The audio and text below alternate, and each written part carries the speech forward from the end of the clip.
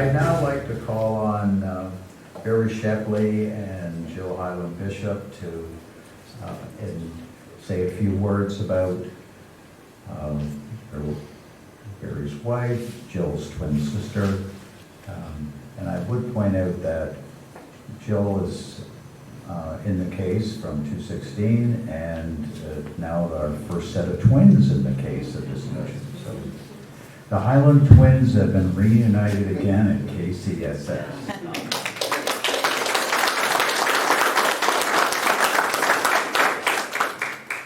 I first came to King City, or even heard the word King City, it was 1983, and just down the road there was a King City Triathlon down at the local Seneca College.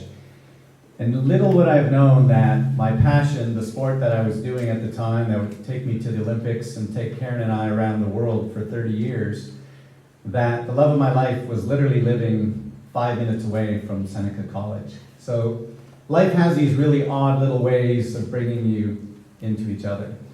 I really do want to thank the committee, and on a weekend to have our co-prime ministers taking time when people don't think that the next generation is going to do good things. You only have to look at these young people that are up here on a Saturday making a difference in everybody's life. I was amazed. Jill and I looked.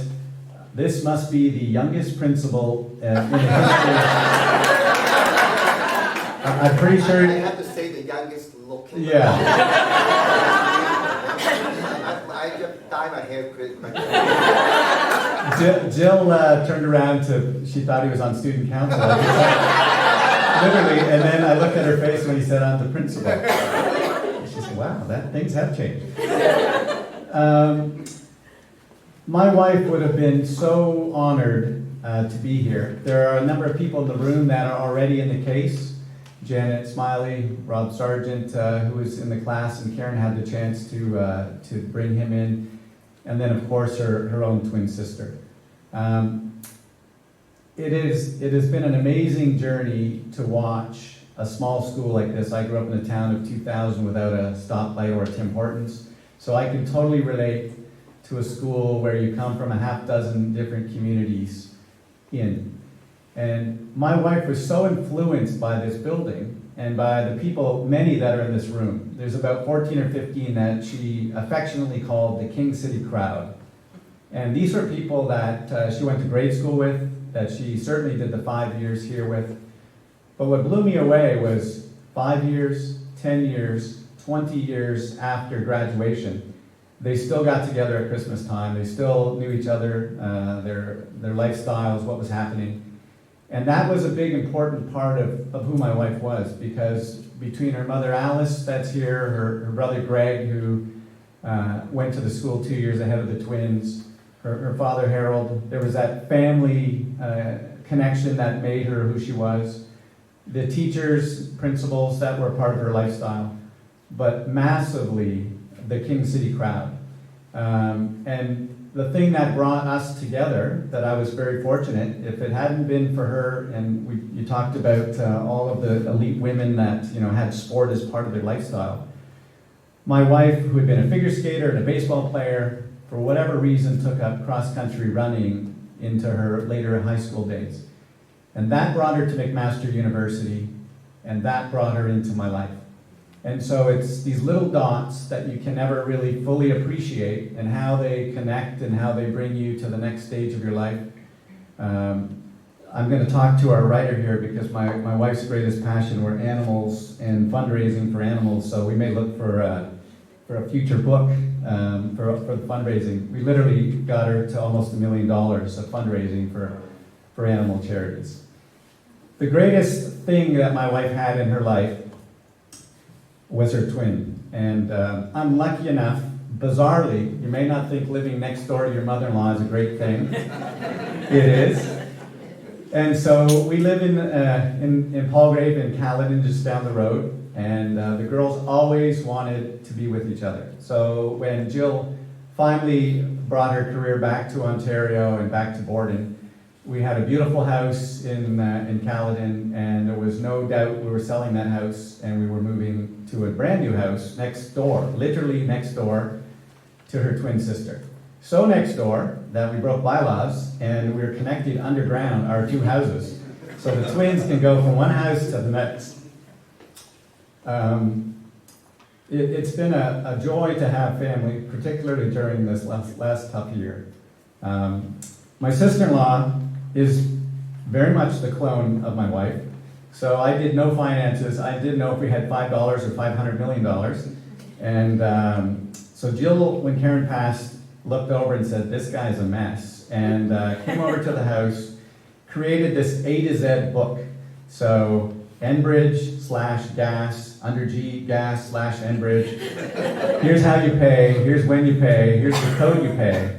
And so to have family that close, to know that my wife loved this place, loved the people in this place. And I'd like to bring up Jill, who has been able to carry on many of the traditions that her sister did. She was an RMC grad, one of the few women to rise to the level that she did in the Canadian military. She was all around the world, from Afghanistan to, we thought she was going to Maui, and it turned out to be Mali, Africa. So very different experience to end her career.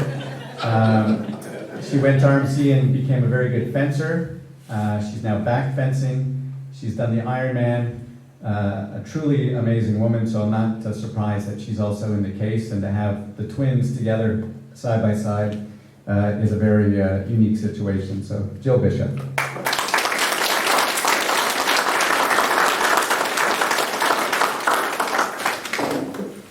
It is an honor and a privilege to stand before you today as we gather to celebrate an extraordinary individual whose remarkable contributions have not only shaped their field, but also left an indelible mark on all of us.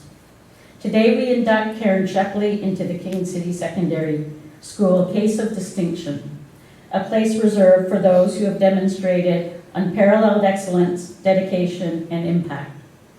For now, I will refer to her by the name most of us knew her as, Caron Hyland.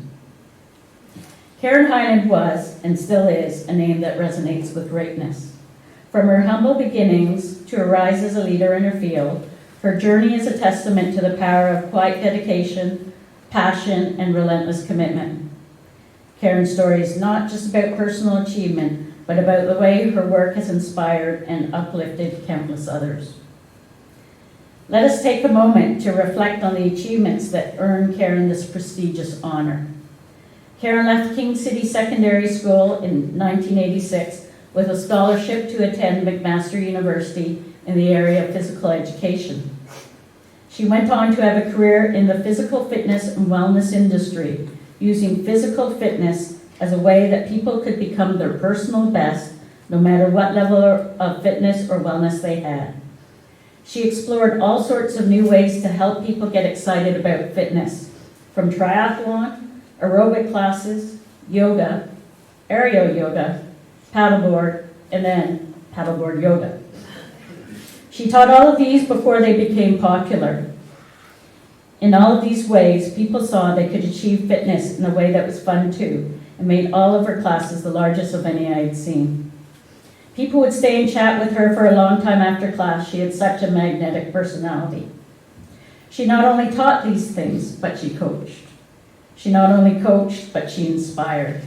She set the example by being the best of all of these things first, being fully qualified to teach and coach. She even won a silver medal at the World Championships in her age group in long course triathlon. In the areas of wellness, she learned acupuncture and other health and wellness modalities, so her impact on others could be whole and complete. As she truly saw how many aspects created wellness, and all could be integrated together. And it wasn't just people in which she had an impact. Her love for furry friends of all kinds caused her to develop a race called the Furry Friends 5K that raised money in the GTA for animal rescues and charities. Right now, that charity is over the $1 million mark in funds raised. I'm not doing her justice in describing the impact of each of these areas that Caron undertook. Each of these accomplishments is a chapter in a remarkable story of passion and excellence. But beyond the achievements and the milestones, what truly set Caron apart was, and still is, her profound impact on our lives. Her work and life were intertwined, and both together not only advanced her field, but in a way threw a pebble into the water of this world and set the ripples to continue forevermore. Her legacy is not just in what she accomplished, but in the way she inspired others to dream bigger, reach further, and strive for greatness. I would be remiss if I neglected to mention that the desire for excellence, as well as the desire to have an impact on others, started here at King City Secondary School. Caron did everything she could at KCSS outside of her studies. She participated in the French trip to Saint-Denis, the K-team, student council, and reached for the top. She played on the field hockey, volleyball, baseball, track and field, and cross-country teams. She was an instrumental part in school assemblies, morning announcements, the band, and still finished school as an Ontario scholar. She did all of these things, no doubt, not knowing it would lead her to finding her passion. I look back at our final year school yearbook, where we could write our most memorable moment. Hers was winning the senior cross-country championships as a team. Fitness, specifically running, became her passion. Working hard and achieving her best, but most of all, finding her passion, was a cornerstone of who she would become. But for all of those classmates that are here today, they will tell you that Caron was just the one that kept us all connected through the years since 1986. We see her not just as a trailblazer in her profession, but a person of integrity, generosity, and everlasting friendship. As we induct Caron Hyland into the case of distinction, we celebrate not just her past achievements, but the ongoing influence that those ripples continue to spread. Her place in the case of distinction is a tribute to her outstanding contributions and a symbol of our gratitude for her extraordinary impact. Thank you all for being here to share in this special moment. I will leave, especially the current and future students of KCSS, with one final remark. Let us all be inspired by Caron Hyland's example and find your own passion so you can strive to make your own mark on the world, just as Caron so brilliantly has done. Thank you.